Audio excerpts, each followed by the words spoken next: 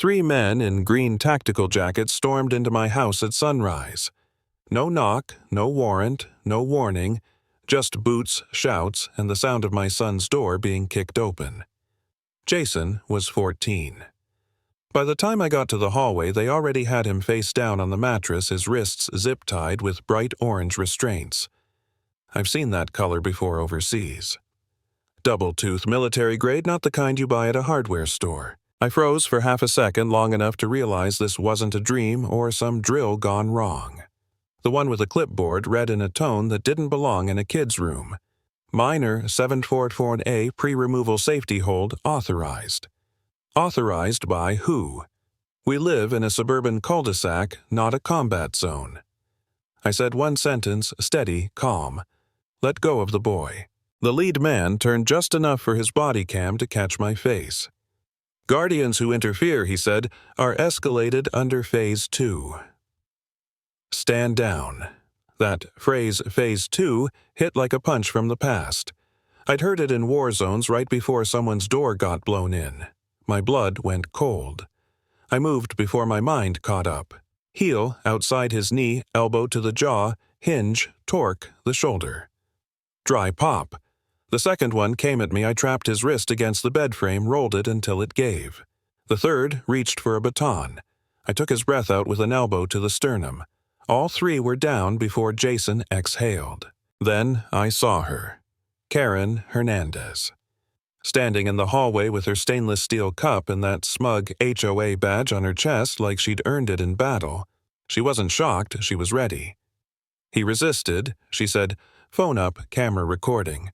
Not he attacked, not he lost control, just he resisted the legal seed that turns a father into a case file. Police showed up minutes later, real uniforms this time. 2 officers, cameras on measured steps. I raised my hands before they asked. There are 3 men in my son's room, I said. They zip-tied him without a warrant. One of the cops, older the kind who's seen too much to play dumb, just nodded once and said to his partner, record that detail. Karen tried to step in. He's rewriting the story, she snapped. The older cop ignored her, looked at the orange marks on Jason's wrists, and said flatly, double-tooth zip ties. Not city issue. His eyes met mine for half a beat recognition. He knew this wasn't some HOA infraction. It was a setup. That night, the house felt like a wound. Jason sat at the edge of the couch, sleeves rolled back, staring at the marks. He asked quietly, "Did you have to do it like that?" I didn't know how to tell him the truth. That speed stops injuries and hesitation kills. I said, "Slow gets people hurt." He looked at me like he wasn't sure which version of me he'd seen that morning, his dad or the thing the Navy made me into. Sarah, my wife, stood by the counter. She said, "You realize what they can do with that footage, yeah?" I realized that before the coffee even cooled. The next morning came the knock. Soft, polite like guilt, dressed as authority. A woman with a badge on a lanyard, Mara County Family Services. She smiled the way predators do when they think kindness is camouflage. "We're just here to make sure your son feels safe." She asked Jason if he was afraid when I became physical. Jason said he wasn't upset. He stopped them. But she still wrote child exposed to domestic force. That's when I understood they were changing the nouns to change the truth. I almost broke then. Not because of fear, because of exhaustion. Years of holding the line, doing the right thing, and still being painted as the problem.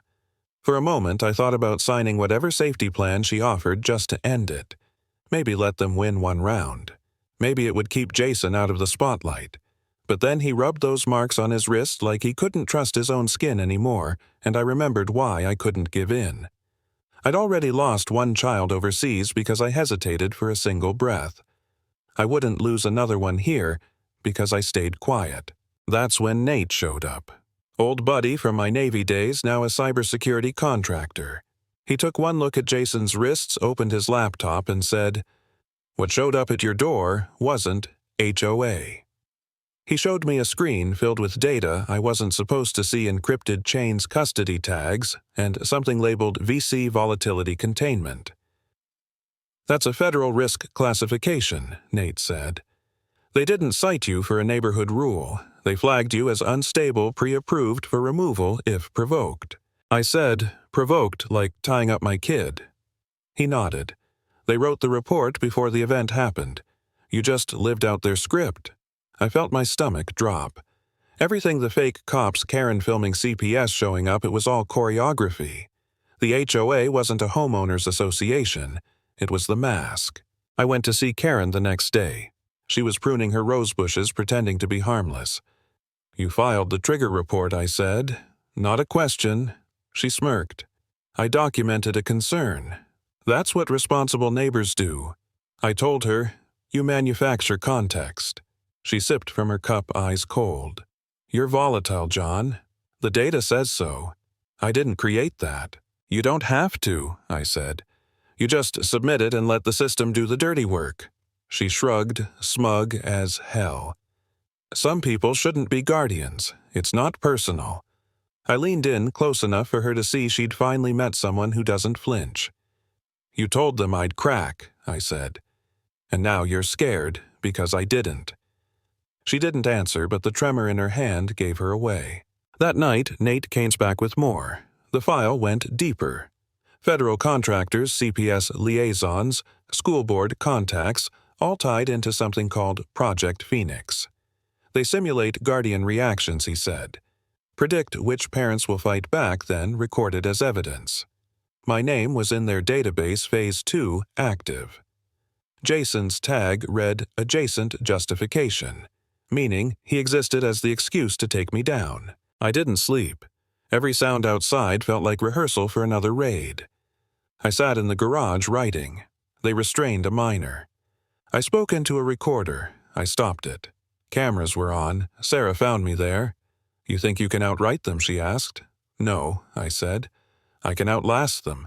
Nate found one more name in the files, Case 197F, a single mother, former Air Force intel. She'd stalled her own Phase 2 by refusing to react. They need a reaction to justify escalation, Nate said. If we contact her, we prove this is bigger than one family. He warned me. They'll move fast once you do. He was right. We never made it to her. 2 nights later, 4 SUVs boxed us in at the county line. No sirens, no lights, just precision. A man in a gray jacket stepped out, badge clipped low. Mr. Stratton, he said through the glass, this is a guardianship safety intervention. Do not escalate. Jason's breath hitched. The man added, comply, and this ends administratively. Resist, and it ends permanently. I opened the door slowly. Not surrendering, just calculating. Hands raised, palms out. Behind me, Jason stayed still like I'd trained him when he was little. Nothing sharp, nothing sudden. Gray Jacket moved closer, his tone rehearsed. You're flagged volatile. That classification supersedes consent, I said. You mean you can kidnap me with paperwork? He ignored it. Then Jason spoke.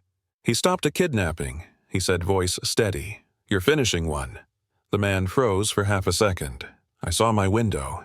This isn't adversarial, he said quickly, trying to regain control. It's preventive. Then why 4 cars? I asked. He twitched toward his belt just enough. I moved. No warning, no shout. First man dropped before he saw me. Second lunged with a restraint loop. I broke his arm mid-swing. Third came from my left. I slammed the car door into his ribs, followed with an elbow to the throat. They fell like dominoes in training footage I'd hoped never to replay. Gray Jacket grabbed a transmitter. That was the real weapon. Not a gun, a narrative trigger. One press and everything I did became evidence. I hit him before he could blink, slammed him against his SUV, twisted the device out of his hand, and crushed the kill tab. The light died. The signal died. Then I saw her Karen on her porch phone up recording again. I could hear her breathing from across the street. Gray Jacket laughed through blood. You think that matters? She's got the footage. I leaned close, spoke low enough for only his mic to catch it. Not if it shows you admitting federal contracting. His pupils shrank. He knew what that meant. Karen froze, realizing her little HOA stunt had just turned into a felony. Her phone was no longer evidence, it was self-incrimination. Sirens started in the distance, real police this time. I stepped back, let Gray Jacket collapse against the hood. I didn't need to finish him. The footage already had.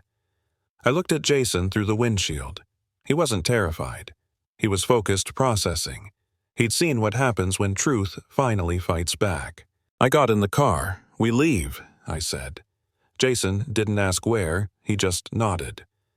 As I pulled away, I saw Karen lower her phone, realization finally cracking that perfect composure. For the first time, she looked small. We didn't win anything that night, not really. The system behind her is still out there, still writing new scripts. But they lost control of one thing: the narrative. For once, the record starts with my words, not theirs.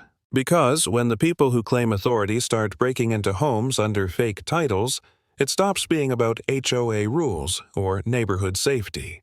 It becomes a war over who gets to define reality. And if I've learned anything from both the battlefield and the suburbs, it's this: you don't surrender your story or they'll use it to bury you.